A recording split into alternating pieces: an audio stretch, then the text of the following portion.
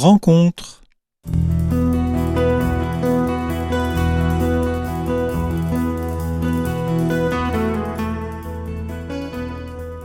Bonjour à tous, ici Blanche Henry, doctorante en littérature française à la Sorbonne, et j'ai la très grande joie d'accueillir aujourd'hui Valérie Daubigny. Bonjour Valérie. Bonjour Blanche. Je vous accueille aujourd'hui pour la sortie de votre nouveau livre « Donner le goût de la lecture aux enfants de 0 à 16 ans », paru chez Artege en septembre dernier. Et ce livre donc est un livre déjà très agréable à lire, avec une couverture extrêmement joyeuse. À qui s'adresse ce livre, Valérie Daubigny ? Eh bien, ce livre s'adresse à tous les parents, les éducateurs, tous ceux qui se désolent parfois de constater que les enfants ne lisent plus, lisent mal, lisent peu. Et au-delà de ce constat, qui d'ailleurs est étayé par l'étude annuelle du Centre national du livre Ipsos sur la lecture et les enfants, auquel je renvoie nos auditeurs, c'est très très instructif, eh bien, au-delà de ce constat, il y a des manières d'ancrer l'amour du livre, le plaisir de la lecture très tôt et de l'entretenir au moment de l'adolescence, le moment du décrochage souvent, pour que cette habitude, pour que cette source reste vivante tout au long de la vie. Et ce que je fais dans ce petit essai, c'est m'appuyer sur les rencontres depuis des décennies de parents, de professeurs, de lecteurs eux-mêmes, parfois désolés de ne pas trouver le livre qui leur procure du plaisir et qui disent « la lecture, c'est pas mon truc, c'est pas pour moi », etc. Et toutes ces rencontres, toutes ces discussions, toutes ces bonnes idées aussi que j'ai pu piocher dans tout cela, j'ai essayé dans ce livre d'en faire profiter les parents, les éducateurs, tous les amoureux du livre ou tous ceux qui se tiennent encore à la porte. Et alors Valérie, vous dites vouloir ancrer, alors ce livre s'adresse, comme vous l'avez montré, à un public assez divers. Dans quelle mesure et avec quels moyens conseillez-vous, par exemple, aux parents de donner au plus tôt le goût de la lecture à leurs enfants ? Est-ce que vous-même, vous avez fait l'expérience de moments privilégiés avec peut-être vos enfants ou avec des enfants dont vous aviez la charge dans des contextes scolaires, par exemple, des bibliothèques ? Quels sont peut-être les leviers pratiques que vous pourriez donner à ces parents qui sont peut-être désespérés de voir un enfant qui, dès son plus jeune âge, rechigne à la lecture ? Je pense que cela passe d'abord par l'exemple. Rien ne vaut, et c'est vrai pour tous les points d'éducation dans la vie, les points de transmission, rien ne vaut l'observation, la transmission, le bain, plus que les paroles, la volonté, le forceps. Donc, commencer en famille à donner cette image de personnes qui éprouvent de la joie à conserver des livres, acheter des livres, se plonger dans un livre à un moment de fatigue. Et puis, pour les tout petits, on ancre beaucoup par les sens. Donc, on donne à voir, on regarde ensemble, on contemple ensemble, parce qu'il y a des albums phénoménaux, avec sans parler des livres à système, avec des pop-up, des volets que l'on soulève, des livres qui se déploient, etc., qui, eux, sont des créations extraordinaires, mais plus simplement par des illustrations très jolies, très douces, très évocatrices, où votre enfant, même tout petit, c'est pour ça que ce livre concerne les enfants de 0 à 16 ans, parce que oui, dès le tout jeune âge, on peut montrer à l'enfant, par notre propre émerveillement, que le livre est une source de joie. Et puis, par les mots, les sons, une ritournelle, un conte randonné qui va emmener un petit héros de lieu en lieu et puis repartir en arrière. Vous voyez, ces contes, ces histoires, elles développent énormément de choses dans le cerveau, dans la sensibilité, et elles sont un ancrage de plaisir.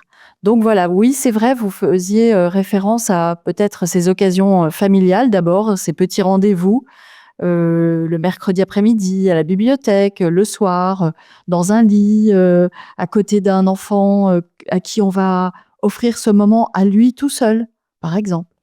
Et dans les bibliothèques scolaires, j'ai eu cette joie plusieurs années de suite dans une bibliothèque d'école primaire, de voir des enfants qui venaient emprunter, qui rapportaient un livre, qui avaient envie d'en parler, qui cherchaient le suivant dans la collection, et chez qui on suscitait cet amour de livre par une attention particulière portée à leur goût.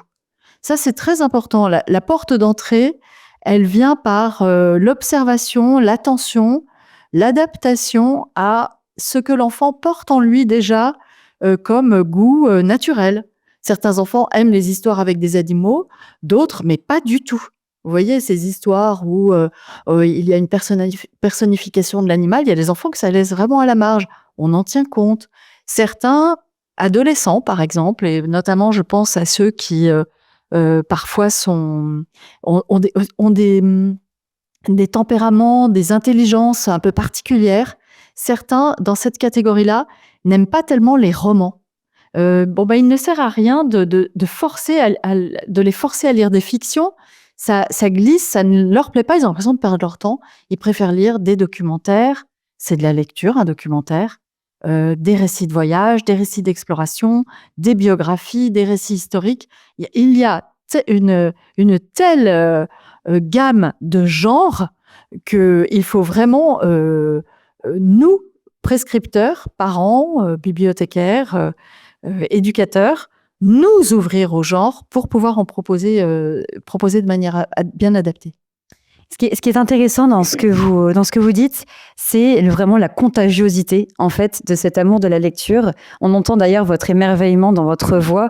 J'imagine que vous avez ce don de transmettre le goût de la lecture autour de vous et aussi ce lien affectif qu'on peut avoir. Alors évidemment, ces liens affectifs qui se tissent autour de la lecture, autour d'un livre, entre un parent et son enfant, entre une grand-mère et son petit-fils. Mais il y a aussi ce lien affectif que nous avons peut-être tous à l'égard au moins d'un livre ou de plusieurs livres que nous aurions lus dans notre plus tendre enfance et que nous aurions en mémoire, que nous aimerions transmettre à notre enfant. Alors, dans quelle mesure se fier justement à ces souvenirs de lecture, ou au contraire peut-être se méfier de ces souvenirs, de l'âge auquel on aurait lu ce livre, en s'imaginant extrêmement précoce, d'avoir lu toute la saga de Narnia à 6 ans. Voilà, comment à la fois s'inspirer de ses propres expériences, de ses propres plaisirs ou coups de foudre de lecture, et en même temps, voilà, comment peut-être se méfier aussi de soi-même. Qu'en dites-vous ? Vous avez déjà dit beaucoup de choses, Blanche, dans votre question. Effectivement, nous avons cette soif de transmettre. C'est tout à fait naturel, c'est très beau. On a tous reçu. C'est un patrimoine aussi, la littérature française. Je suis très friande et je travaille énormément à la recherche de pépites en création contemporaine, mais n'oublions pas tout le patrimoine dont nous sommes dépositaires, qui a constitué en nous des couches sédimentaires, des souvenirs, des croissances, j'ai envie de dire. C'est peut-être pas le bon mot, mais il y a des livres qui nous ont fait grandir et ça inconsciemment, c'est resté. Et à notre tour, lorsqu'on est, quand on a charge d'âme, ce sont ces outils-là qu'on va chercher. Alors oui, bien sûr, ce sont d'excellents appuis, mais, attention de ne pas d'abord, comme vous le disiez, imaginer que nous avons lu ces pépites plutôt qu'en réalité. Et ça, je le dis justement parce que vous l'expliquez extrêmement bien dans votre livre. C'est vraiment une des idées qui m'a particulièrement frappée. Et c'est vrai que pour en avoir parlé autour de moi, c'est quelque chose qui revient très souvent. En effet, on prend le risque, comme vous le dites dans votre livre, de créer une frustration chez l'enfant qui n'y arrive pas. L'enfant à qui vous allez donner un livre en disant « Tu vois, moi, j'ai lu ça à ton âge et j'en ai encore le souvenir, mais ça m'a bouleversé, etc. » Il prend le livre, il vous aime, il a confiance en vous. Il sait que vous le connaissez, que vous connaissez le livre, donc il prend. Si vous commettez l'erreur de le donner trop tôt, votre enfant risque de se dire que le problème vient de lui. Il va dire papa, maman, mon professeur me juge digne de savourer ce livre. En fait, je n'y comprends rien. Il me manque trop de mots. Je ne comprends pas les personnages, etc. En fait, je suis nulle et la lecture, c'est pas pour moi. Et là, danger. Donc, attention. D'abord, nous ne sommes pas tous logés à la même enseigne. Nous n'avons pas tous la même capacité de lecture. Il ne faut pas oublier qu'aujourd'hui aussi, on fait face à un problème d'apprentissage de la lecture. On a énormément d'enfants qui arrivent en 6e sans bien comprendre ce qu'ils lisent, qui se retrouvent en 4e, nous disent certains professeurs, incapables de comprendre même une consigne en maths. J'ai des amis professeurs qui me disent « je suis obligée d'expliquer la consigne », alors que la consigne est tous les mots sont dosés, etc. Mais non. Donc attention, capacité de lecture, les choses ont changé. Nous sommes tous différents sur le développement de notre maturité intellectuelle, maturité affective selon les âges. Il faut en tenir compte, surtout dans les romans. Maturité affective, on va suivre un personnage qui tombe, qui doute, qui a des problèmes de conscience, etc. On peut ne pas avoir encore expérimenté soi-même en tant qu'enfant ces méandres-là de l'âme humaine, et donc rester à la marge ou faire des contresens. Donc voilà, tout ça c'est du dosage, mais c'est magnifique. Il ne faut pas se dire « oh là là, trop complexe pour moi, je ne mets pas un pied là-dedans, j'y arriverai jamais ». Non, non, non, non. C'est source parce que dialogue, échange, émetteur, récepteur, objet, livre entre les deux, c'est source de beaucoup de bonheur. En fait, je pense que le livre est un des outils de transmission. Le film aussi, on le voit bien dans les familles. Il y a une culture cinématographique, on se fait des citations, on se souvient des soirs d'hiver où on était tous blottis les uns contre les autres pour regarder un film de Funès ou quelque chose comme ça. Pour les livres, c'est pareil. Mais voilà, appuyons-nous sur la joie surtout. Et alors, vous parlez de cet objet livre, outil de transmission, et puis aussi un outil intergénérationnel. Et alors, Valérie Daubigny, d'où vient cette expérience, cette passion pour la littérature jeunesse? Eh bien, je pense qu'elle remonte à mon enfance. On était dans une famille où il y avait des choix très éclectiques en matière de lecture. J'étais la petite dernière, si bien que j'ai lu des choses qui d'ailleurs n'étaient absolument pas adaptées à mon âge beaucoup trop tôt. Ce que je prône actuellement de ne pas faire.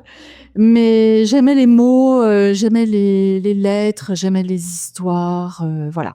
Et puis, j'ai eu le bonheur d'avoir une famille nombreuse, des enfants qui aimaient les livres aussi. Il y en avait beaucoup à la maison. On a beaucoup partagé de bons moments autour des livres. Et puis, très vite, j'ai eu l'occasion d'entrer dans un comité de lecture où je me suis vraiment formée, où j'ai appris à juger aussi pour les autres, de manière peut-être un petit peu plus générale. C'est bon pour nous? Est-ce que c'est bon pour les autres? Pourquoi ce livre a-t-il une qualité particulière? Qu'apporte-t-il sur le sujet? Enfin bref, l'adéquation texte-image dans les albums. Bref, tout ça, c'est un savoir-faire qui est venu petit à petit. Depuis l'année 2014, je m'occupe énormément du site 123loisirs.com, du comité de lecture.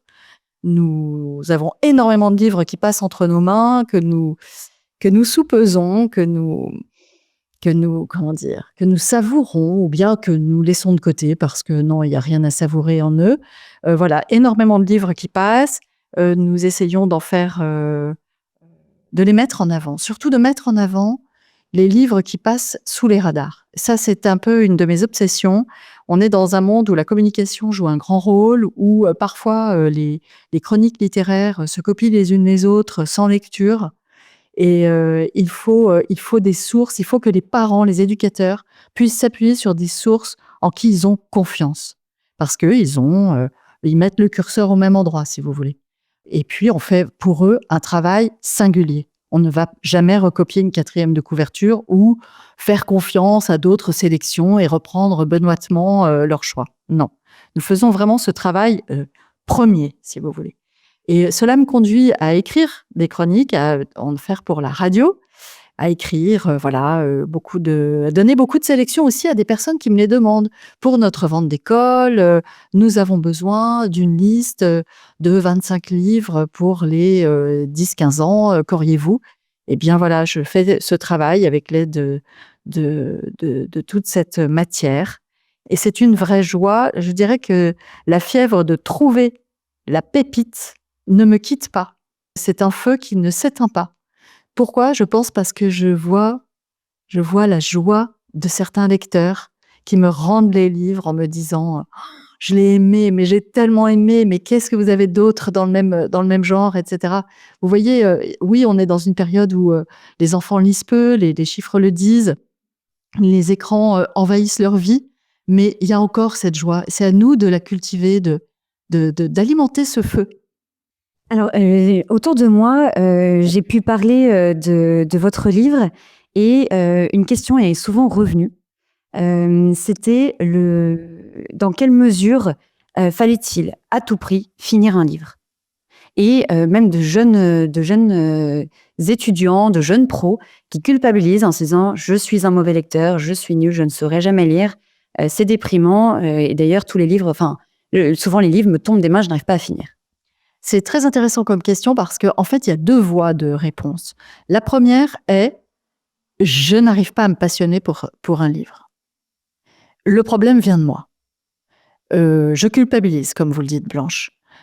Je pense, moi, et c'est ce que j'essaye d'expliquer dans ce livre, c'est que la rencontre avec le livre qui est fait pour vous n'est pas encore arrivée. Et elle va arriver. Et je vous le disais tout à l'heure, hein, il y a 1000 genres, enfin bon, n'exagérons pas, il n'y en a pas 1000, mais enfin il y a un éventail extrêmement large de genres qui passent par exemple par la nouvelle. Vous voyez, des adolescents qui sont rétifs, qui n'arrivent pas à plonger dans un livre de 300 pages, peuvent avoir ce plaisir à travers des nouvelles. Ils l'expérimentent parfois dans le cadre scolaire, au moment de l'étude de la nouvelle. Pourquoi? Parce que la nouvelle est courte, elle est ciselée, le choix des mots de la part de l'auteur est capital, il doit évoquer sans faire des descriptions de 10 pages. Et puis la chute nous prend parfois complètement à contre-pied, ou ouvre sur une question, ça va vous trotter dans la tête. La nouvelle, d'ailleurs les auteurs médiocres ne s'y frottent pas la plupart du temps, ce sont de grands auteurs. Donc ça, vous voyez, ça peut être une idée. On peut entrer dans la lecture par un sujet qui nous passionne.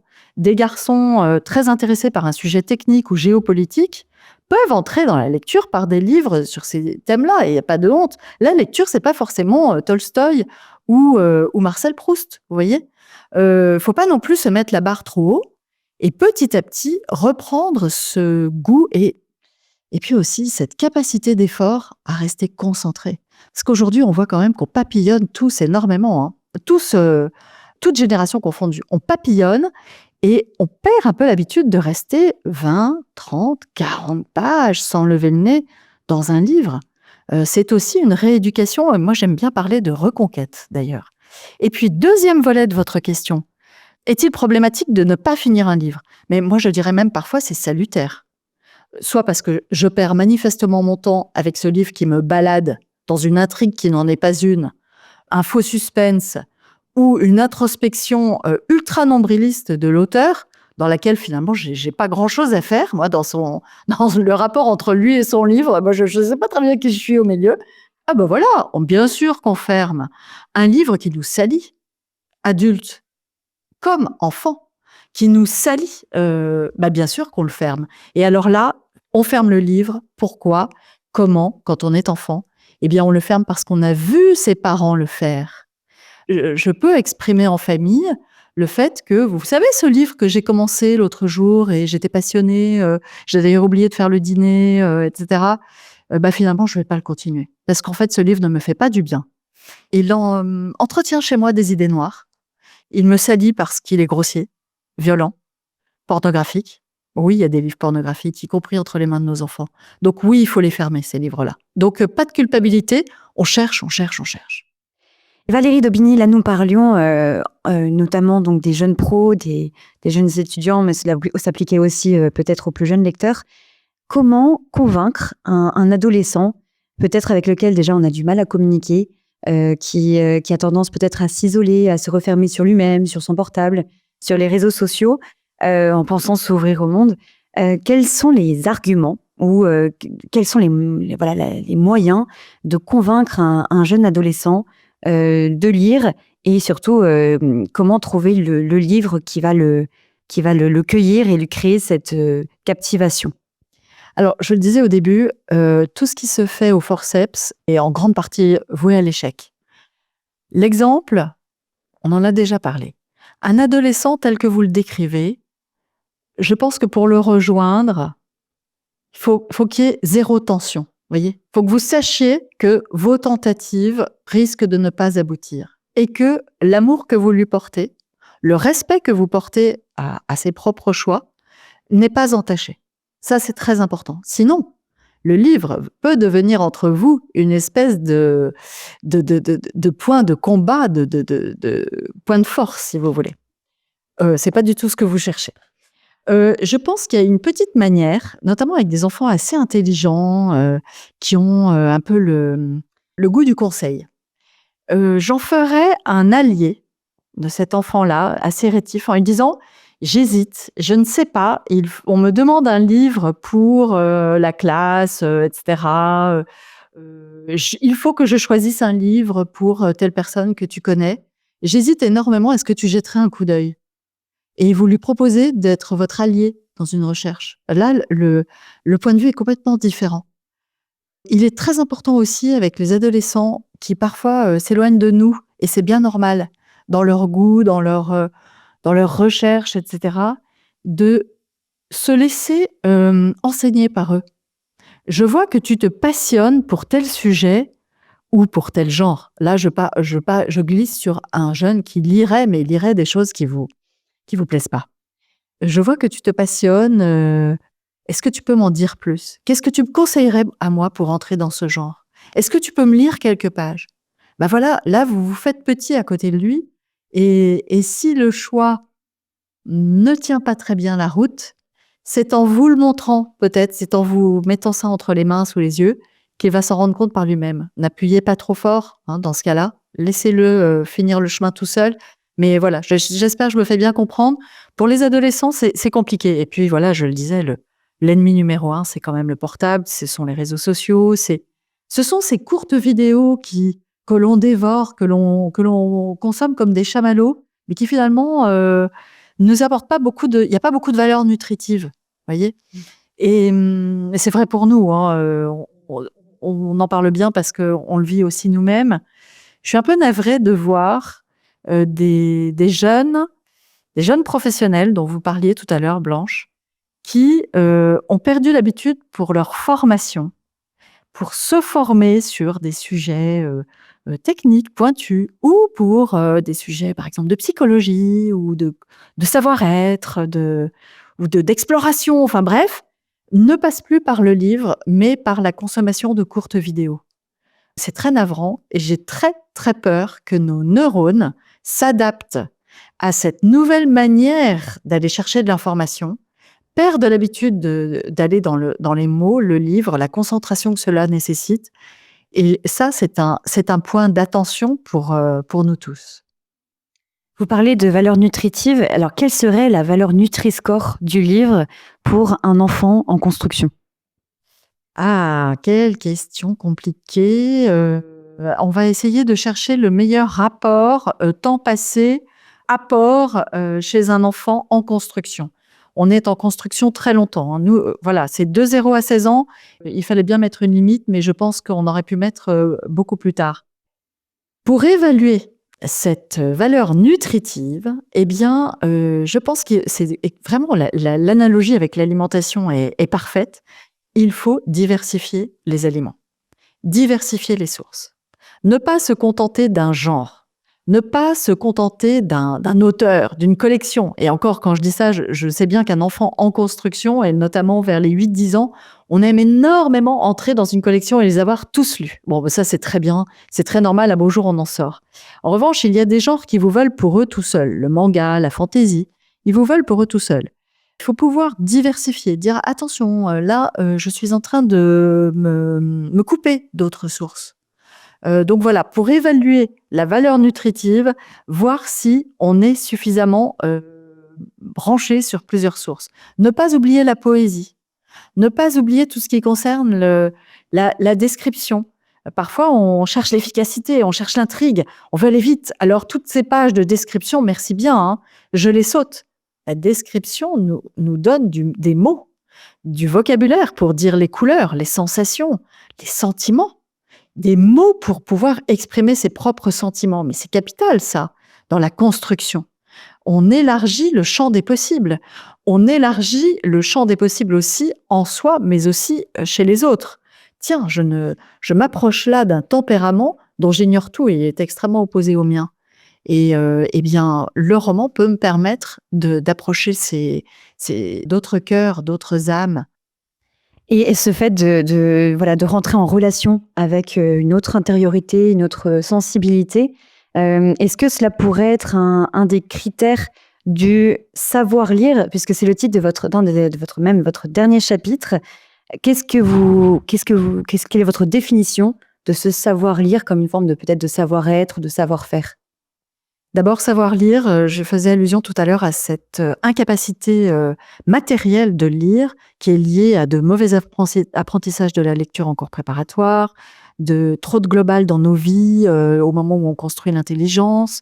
Je renvoie nos auditeurs au livre Faites-les lire de Michel Desmurget, docteur en neurosciences, qui explique extrêmement bien tout ça. Hein. C'est pas une peur, comment dire, imaginaire. Hein. Il est clair que savoir lire s'apprend. Au-delà de cela, savoir lire, c'est aussi savoir parler de ce qu'on a lu. Je pense que ça, c'est très important. En famille, entre amis, par écrit, par oral, savoir restituer, faire une synthèse, dire ce qui nous a plu, même pour soi-même. Quelques mois plus tard, finalement, qu'est-ce qui me reste de ce livre? Qu'est-ce qui me reste comme image? C'est d'ailleurs une manière de vérifier que le livre était bon. Souvent, lorsqu'il vous reste des images de personnages, de leurs attitudes, de l'intrigue, c'est que l'auteur, à votre insu, a su imprimer en vous des couleurs, des sensations, des odeurs, un contexte par sa qualité littéraire. Donc voilà, savoir lire, c'est aussi tout cela, c'est savoir partager. Merci beaucoup Valérie. Alors je fais un rapide rappel aux auditeurs. C'est le livre donc de Valérie Daubigny, Donner le goût de la lecture aux enfants de 0 à 16 ans chez Artege, au prix de 11,90 €. C'est vraiment une pépite. Vous verrez, cela se lit extrêmement facilement, avec énormément de plaisir. Comme une sorte d'harmonie imitative, c'est un vrai plaisir de lecture qui donne envie de se lancer dans d'autres livres. Et voilà, c'est un livre vivant, percutant, qui aborde le sujet de manière très variée, très originale, avec des sujets concrets, voilà, qui feront écho à une part de votre vie d'une manière ou d'une autre, notamment si vous êtes vous-même chargé de transmettre le goût de la lecture à de jeunes âmes. Et voilà, donc je vous recommande vivement cette lecture de Valérie Daubigny, que je remercie de sa présence aujourd'hui. Merci Blanche. Au revoir Valérie.